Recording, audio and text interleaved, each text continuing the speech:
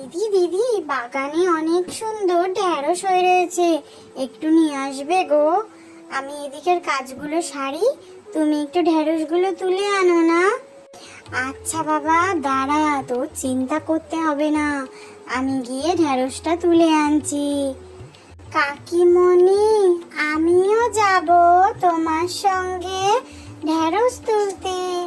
আচ্ছা বাবা, ঠিক আছে, চল চল, তাড়াতাড়ি বেরিয়ে পড়ি, না হলে আবার বৃষ্টি নামবে। তো যা বৃষ্টির দিনকাল পড়েছে, তো বৃষ্টি থামার নামই নেই। কাকিমণি, তোমার সঙ্গে যাব তো, খুব মজা হবে ঢেঁড়স তুলতে।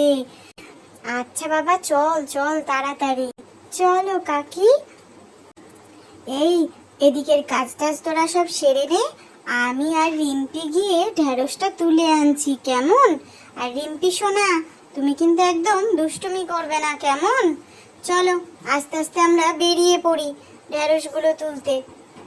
কি মজা, কি মজা, এখন আমরা ঢেঁড়স তুলতে যাচ্ছি।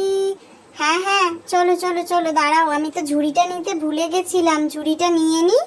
চলো তারপরে ঝুড়িটা নিয়ে তারপরে দুজন মিলে ঢেঁড়স তুলে আমরা বাড়ি আসবো। মা ঢেঁড়স ভাজা করবে, ডাল করবে, ঠিক আছে?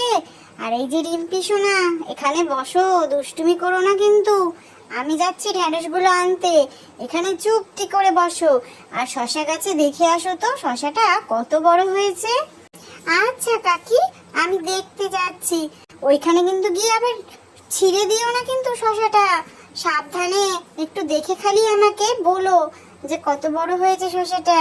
কাকিমণি, তুমি চিন্তা করো না, আমি শশাটাকে দেখেই শুধু চলে আসব, আমি একদম দুষ্টুমি করব না, শশাগুলো ছিঁড়বও না, কেমন?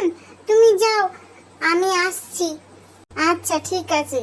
ওরে বাবা রিম্পি, এ তো খুব সুন্দর হয়েছে রে শশাটা, দেখ দেখ, দেখতে কত টাটকা লাগছে, তাই না? আজকে কিন্তু এটাকে ছিঁড়বো না, ঠিক আছে? আমরা অন্যদিন এই শশাটাকে কাটবো। আজকে মা শুধু বলেছে ঢেঁড়স নিয়ে যেতে, শুধু ঢেঁড়সটাই নিয়ে যাই। আজকে তো শশা রয়েছে, পরের দিন এসে এই শশাটাকে কাটবো আমরা। কাকিমণি দেখো, কি সুন্দর লাগছে, তাই না? আমি একটু ধরি, আমার তো এক্ষুনি খেতে ইচ্ছা করছে। কি ভালো লাগবে না কাকিমণি এটা দিয়ে মুড়ি খেতে? আমি এখনই একটু খাই খাই। এই না না না, একদম না, একদম না, একদম কামড়াবি না, নষ্ট হয়ে যাবে। ছাড় ছাড়, ওটা আর একটু বড় হোক তারপরে এসে তুলবো। আচ্ছা আচ্ছা ঠিক আছে, চলো। ওরে বাবা রে, এদিকে ঢেঁড়সটা তো খুব শক্তপোক্ত হয়ে গেছে রে, অনেক বড় হয়ে গেছে। এ বাবা, এটা তো আরেকটু তাড়াতাড়ি তোলা দরকার ছিল।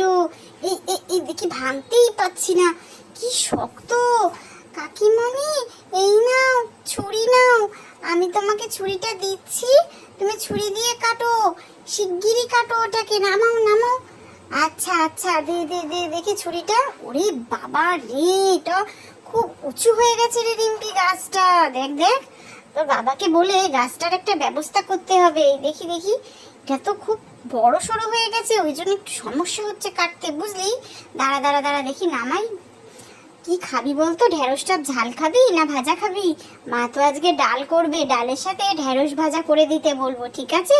দাঁড়া দাঁড়া, দেখি কাটি। এই নে, আমার সব ঢেঁড়স কাটা হয়ে গেছে, চল দেখি তাড়াতাড়ি বাড়িতে, বেলা হয়ে যাচ্ছে। কাকিমণি, কি সুন্দর ঢেঁড়সগুলো, তাই না? হ্যাঁ চল, খেতে খুব মজা হবে, ঢেঁড়স ভাজা, ডাল, তরকারি সব দিয়ে আজকে একসঙ্গে আমরা মজা করে সবাই মিলে খাবো। কাকিমণি চলো চলো তাড়াতাড়ি, এক্ষুনি বৃষ্টি নামবে, শিগগিরই চলো।